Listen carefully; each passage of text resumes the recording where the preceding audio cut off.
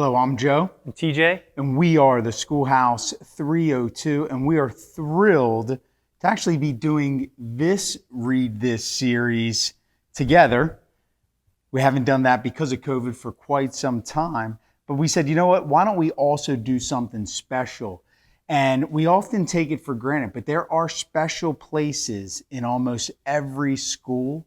And that special place is either called a library, media center, take your pick, but it's a place where you can find incredible resources, mainly what we love, and those are books. Remember, leaders are readers, and that's why we do this Read This series.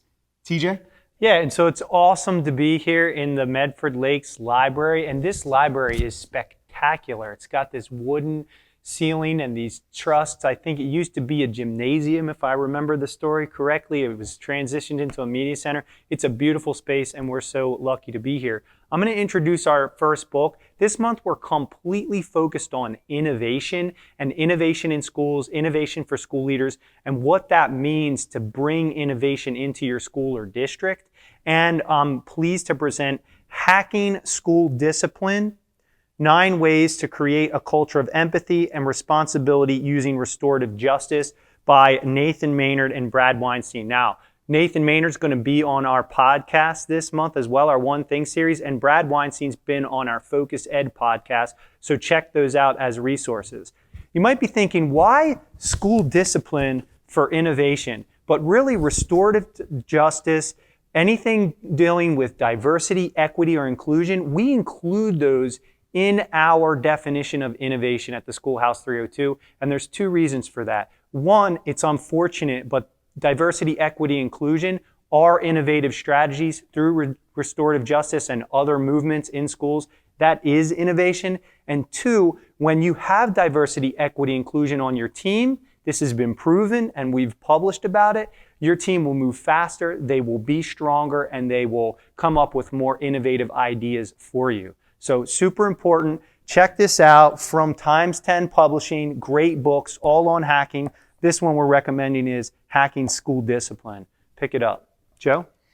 Yeah, you're absolutely right, TJ. When we think innovation in schools, we often think about technology, what kind of device we're going to have, flipping the classroom, but really innovation is a mindset. How are we going to do things different? The book that I really wanted to feature this month is by Richard Montañez. It is Flaming Hot. So a little backstory on Flaming Hot. This is his true story from his rise from janitor to top exec in the Pepsi company. Now, he did work out in California as a janitor, and he is credited for creating the Flaming Hot Cheeto. And I never really gave that any thought. I never really gave thought to how products are created within industries, whether it's the Flaming Hot Cheeto or even the Cheeto itself. But here's why I love this. I was first introduced to this gentleman at NSBA, the National School Boards Association, which has a direct tie. We were just out west this past year, so I feel very grateful that I was able to attend that conference in person. But Richard was a keynote. It's through the keynote that we were able to identify with his work. The reason I love this book is it is a true story. He did really come from very little and had an incredible career, but he had a lot of help along the way. He had a lot of setbacks, but in it, there's pieces in this book that you can gravitate to. One is act like an owner. And act like an owner from whatever your position you're in. So in order to be innovative, you have to accept responsibility for every aspect of the school, despite your role. We can all contribute. And it's books like this that really put yourself in the mindset that I can contribute, I can have great ideas, and they can be innovative. And so if a gentleman from Southern Cal can give an incredible story, put it in writing for us on how his innovative ideas really led to a phenomenal career that involved his whole family, it's worth the read. You won't be disappointed.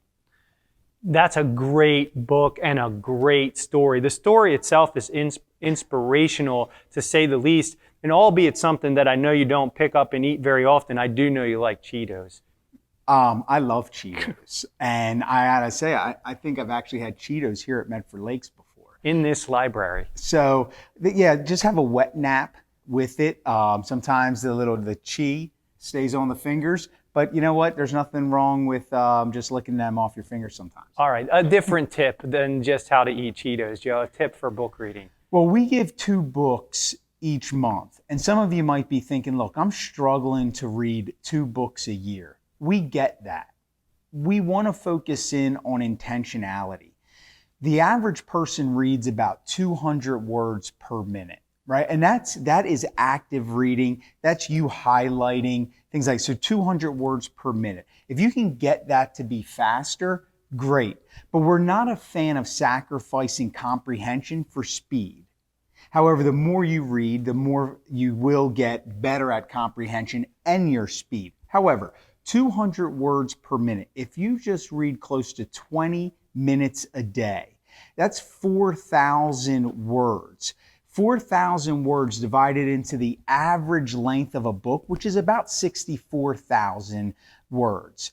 You'll read 2 books a month. You'll finish a book roughly between 15 to 20 days. And so if you really discipline yourself just to 20 minutes a day, but you have to schedule, you have to be intentional, have a power morning setup that includes reading. You will read the 2 books we suggest monthly. Let us know how that tip works out for you. So it's not necessarily about reading faster, it's about being intentional, scheduling it, and then reading what you're supposed to read. There you have it, folks. It's a great tip. We're going to go because my 20 minutes are scheduled right now and I got to get my pages in. There you have it. Read this series, 2 great books on innovation. You got to pick them up. We hope to hear from you. Another great recommendation from Joe and TJ at the Schoolhouse 302, where you can find leadership content, blog posts, books to read, and more at theschoolhouse302.com. We'll see you next time.